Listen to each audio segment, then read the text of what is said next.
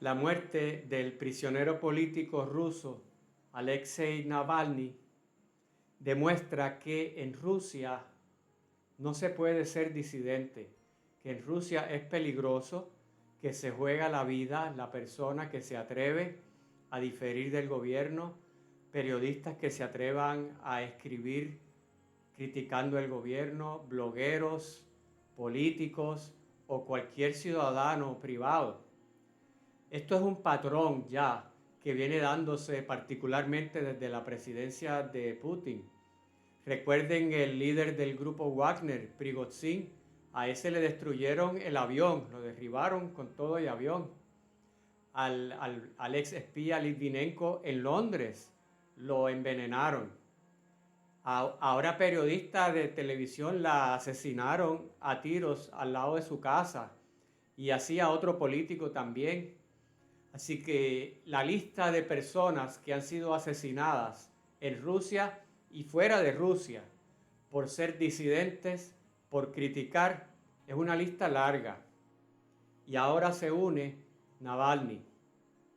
Y él regresó a Rusia en el año 2021 a pesar de que sabía que lo iban a arrestar y que era muy probable que iba a pasar muchos años en la cárcel. Pero su respuesta a la pregunta de por qué regresaste de Alemania, donde estuvo convaleciendo precisamente porque lo envenenaron en Rusia, regresó porque dijo que desde afuera no iba a poder hacer ningún cambio y que necesitaba estar adentro y que había que ser valiente y que para hacer algún cambio había que hacerlo desde Rusia y no de afuera de Rusia como están haciendo tantos otros disidentes que se han ido huyendo por sus vidas, pero que realmente tienen muy poca influencia de lo que pasa en la política nacional rusa. Y Navalny fue una persona que se convirtió en político de haber sido alguien que escribía blogs, luego en un canal de YouTube muy exitoso, que tuvo sus videos eran virales, millones de vistas algunos de sus videos. Y decidió también involucrarse en la política activa como candidato y fue candidato a alcalde de Moscú en el 2013 y perdió la elección frente al candidato de Putin, pero obtuvo 27% de los votos, que normalmente no sería en segundo lugar, ese fue el segundo lugar, no sería un número muy alto, pero considerando el control que tenía en aquel momento y tiene el gobierno de Putin sobre las elecciones, pues fue una evidencia de que Navalny podía ser una fuerza electoral que retara realmente la supremacía, el dominio de Putin. Una de las cosas que hacía Navalny y quizás lo que más le provocó la enemistad del gobierno es que exponía la corrupción.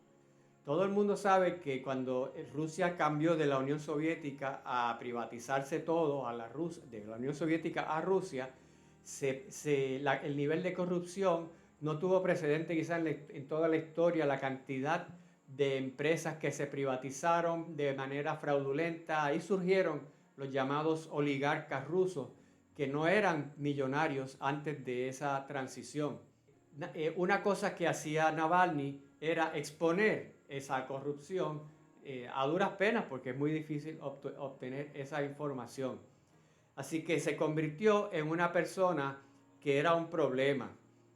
No era el único, había otras personas que también, por ejemplo, en el 2012 hubo la llamada Marcha de los Millones, en la que salieron a protestar cientos de miles de rusos a través del país.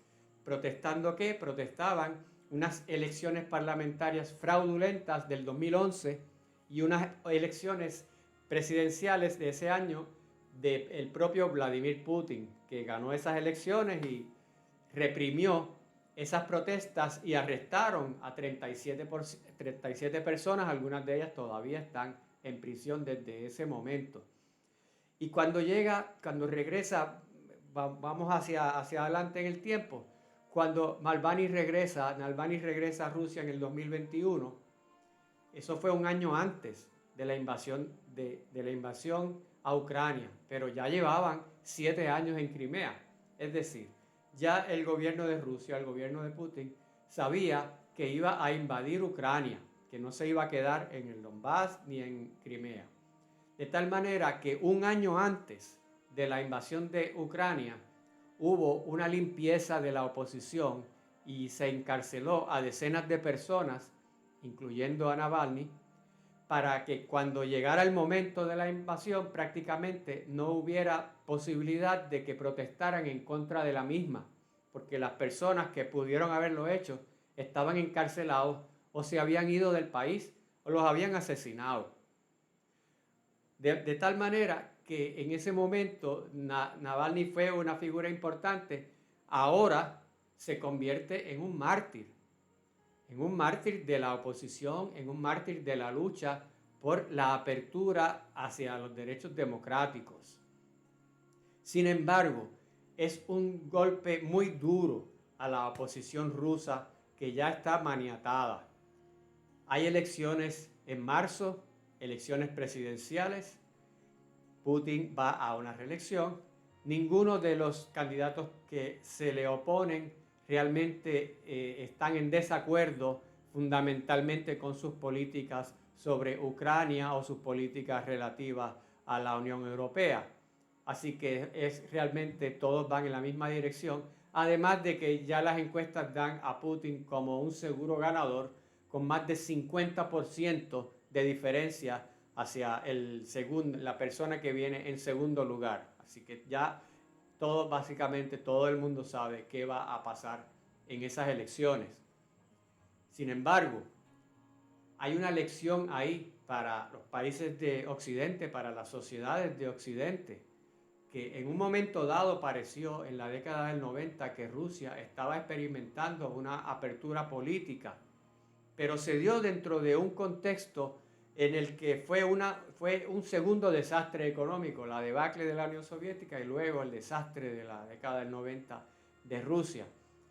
Y regresaron, en el siglo XXI, regresaron nuevamente a unas prácticas muy antidemocráticas, pero una de las cosas que las hace tan peligrosas es que se hacen a través de las leyes, se hace a través del Parlamento. Ahora mismo, Rusia Unida, que es el partido de Vladimir Putin, tiene 3/4 partes de los miembros del Parlamento ruso, del Duma. Así que cualquier cosa que Putin quiera aprobar tiene ahí un sello de goma en el Parlamento. Esas dinámicas que en Rusia se están dando tan obvias y tan fuertes, también se están dando en menor medida en otros países europeos. Es decir, utilizar la ley, utilizar los parlamentos para aprobar leyes que restrinjan derechos civiles. Por ejemplo, ahora mismo en Rusia es esencialmente ilegal protestar. Inclusive, colocar un video como un video de análisis político, de crítica hacia X o Y figura, en Rusia podría conllevar la pena de cárcel y muchos años de cárcel. ¿Y qué dice otros países en el mundo? Por ejemplo, la comunidad internacional, ¿cómo ve esto? Pues por supuesto los enemigos de Rusia, Estados Unidos, la Unión Europea, que dentro de sus sociedades, por supuesto, son sociedades mucho más participativas, pero aprovechan la oportunidad también para utilizar eso como una carta para desprestigiar a Putin. Recordemos que el tema de Navalny fue muy importante en las relaciones internacionales hasta la invasión de Ucrania. En el momento en que Rusia invadió Ucrania, por supuesto, el tema de Navalny pasó a un segundo plano.